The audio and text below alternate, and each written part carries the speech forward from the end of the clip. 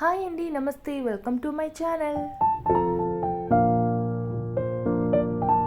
ఇవాళ అయితే మనము చికెన్ ఫ్రైని చాలా సింపుల్గా అయితే తయారు చేసుకుంటున్నాం. చికెన్ ముక్క లోపలికంతా కూడా మసాలా చక్కగా పట్టి చాలా టేస్టీగా ఉంటుంది. ఈ చికెన్ ఫ్రైని ఎలా తయారు చేసుకోవాలో చూసేద్దాం. ముందుగా మనము 1 కిలో దాకా చికెన్ తీసుకుందాం. ఇప్పుడు ఈ చికెన్ అయితే మనము శుభ్రంగా క్లీన్ చేసుకోవాలి. ఇప్పుడు ఇందులోకి అయితే మనము టేస్ట్కి సరిపడా సాల్ట్ వేసుకుందాం.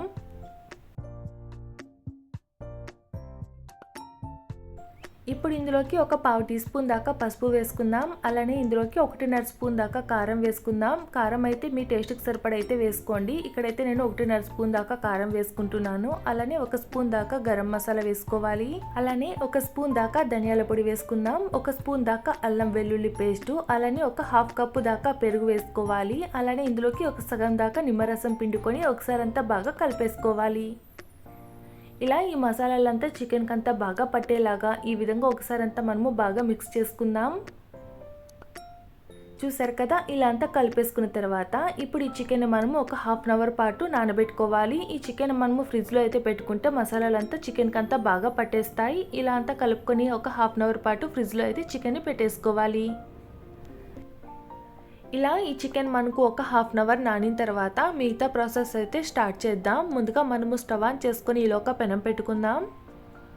ఇలా ఈ పెనం మనకు హీట్ ఎక్కిన తర్వాత ఇప్పుడు ఇందులోకి అయితే కొద్దిగా ఆయిల్ వేసుకోవాలి. ఇలా ఈ ఆయిల్ కాస్త హీట్ ఎక్కిన తర్వాత ఇప్పుడు ఇందులోకి మసాలా దినుసులు వేసుకుందాం. అలానే ఇందులోకి ఒక పెద్ద సైజు ఉల్లిపాయను కట్ చేసుకొని వేసుకోవాలి. అలానే కొద్దిగా కరివేపాకు కూడా వేసుకొని ఒకసారి అంతా మనము బాగా కలుపుకొని ఉల్లిపాయలు మనకు మంచి కలర్ వచ్చేదాకా వేయించుకోవాలి. చూసారు కదా, ఈ ఉల్లిపాయలంతా మనకు చక్కగా వేగిపోయాయి కదా. ఇలా అంతా వేయించుకున్న తర్వాత ఇప్పుడు ఇందులోకి ఒక 1 స్పూన్ దాకా అల్లం వెల్లుల్లి పేస్టు, అలానే కొద్దిగా పుదీనా కూడా వేసుకొని ఒకసారి అంతా మనము బాగా కలుపుకొని ఫ్రై చేసుకోవాలి. ఇలా ఈ చికెన్ ఫ్రైని మనము తయారు చేసుకునేటప్పుడు కొద్దిగా పుదీనా వేసుకుంటే మంచి ఫ్లేవర్ వస్తుంది, టేస్ట్ కూడా చాలా బాగుంటుంది. ఇలా మనము ఇందులోకి అల్లం వెల్లుల్లి పేస్ట్ వేసుకొని ఒకసారి అంతా బాగా కలిపేసుకొని ఫ్రై చేసుకోవాలి. చూసారు కదా, ఇలా ఈ అల్లం వెల్లుల్లి పేస్ట్ మనకు పచ్చివాసన పోయేదాకా ఈ విధంగా అంతా వేయించుకున్న తర్వాత ఇప్పుడు ఇందులోకి మనం ముందుగా కలిపి పెట్టుకున్న చికెన్ అంతా ఇందులోకి వేసుకొని ఒకసారి అంతా మనము బాగా కలిపేసుకోవాలి.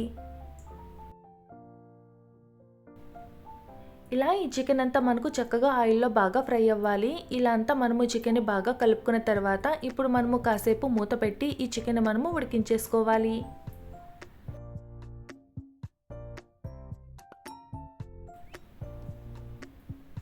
ఇలా ఈ చికెన్ మనము ఉడికించుకునేటప్పుడు ఇలా మధ్య మధ్యలో మూత తీస్తూ ఒకసారి అంతా మనము బాగా కలుపుకోవాలి. ఇలా చూసారు కదా, ఇందులో అయితే మనకు వాటర్ కూడా వచ్చింది కదా. ఈ విధంగా అంతా మనము కలుపుకుంటూ ఈ వాటర్ అంతా ఇంకిపోయేదాకా మనము ఈ చికెన్ అయితే ఉడికించుకోవాలి.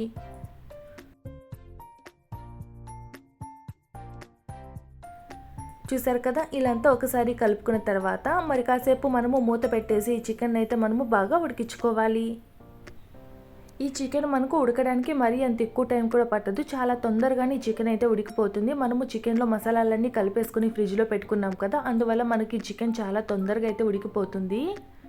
చూసారు కదా, ఈ చికెన్లో వాటర్ అంతా కూడా మనకు చక్కగా ఇంకిపోయింది కదా. ఇలా అంతా మనము ఈ చికెన్ని ఉడికించుకున్న తర్వాత ఒకసారి అంతా మనము బాగా కలిపేసుకుందాం. ఇలా ఈ చికెన్లో మనకు సైడ్లో అంతా ఆయిల్ పైకి తేలిన తర్వాత ఇప్పుడు ఇందులోకి అయితే మనము పొడవుగా కట్ చేసి పెట్టుకున్న పచ్చిమిర్చి, అలానే కొద్దిగా కరివేపాకు, కొద్దిగా గరం మసాలా, అలానే మిరియాల పొడి వేసుకొని కలుపుకోవాలి. ఇలా ఈ చికెన్లో మనము పచ్చిమిర్చి వేసుకోవడం వల్ల మంచి టేస్ట్ వస్తుందండి. పచ్చిమిర్చి మనము అన్నంలో కలుపుకొని తినేటప్పుడు నంచుకొని తింటే చాలా టేస్టీగా ఉంటుంది. చూసారు కదా, ఇలా ఇవన్నీ వేసుకొని ఒకసారి అంతా మనము బాగా కలిపేసుకోవాలి. ఈ విధంగా అంతా కలుపుకున్న తర్వాత ఇప్పుడు ఇందులోకి అయితే మనము సన్నగా కట్ చేసి పెట్టుకున్న కొత్తిమీర వేసుకుంటే మనకి ఎంతో టేస్టీగా ఉండి చికెన్ ఫ్రై అయితే తయారైపోతుంది. ఈ చికెన్ ఫ్రైని మనం చాలా సింపుల్గా తయారు చేసుకోవచ్చు. చూసారు కదండి, ఎక్కువ మసాలాలు కూడా లేదు, చాలా ఈజీగా అయితే ఈ రెసిపీని తయారు చేసుకున్నాం కదా. బ్యాచిలర్స్ కూడా చాలా ఈజీగా ఈ రెసిపీని అయితే తయారు చేసుకోవచ్చు. టేస్ట్ అయితే చాలా బాగుంటుంది. మీరు ఒకసారి ట్రై చేయండి, ఎలా వచ్చిందో కామెంట్ చేయండి. చూసారు కదండి, ఇలాంటి మరిన్ని రెసిపీస్ కోసం ప్లీజ్ నా ఛానల్ని సబ్స్క్రైబ్ చేసుకోండి. చూసారు కదా, ఈ చికెన్ అంతా మనకు చక్కగా ఉడికిన తర్వాత ఇందులోకి అయితే మనము సన్నగా కట్ చేసి పెట్టుకున్న కొత్తిమీర వేసుకొని ఒకసారి అంతా బాగా కలిపేసుకొని దించేసుకుంటే ఎంతో టేస్టీ అయిన చికెన్ రెడీ.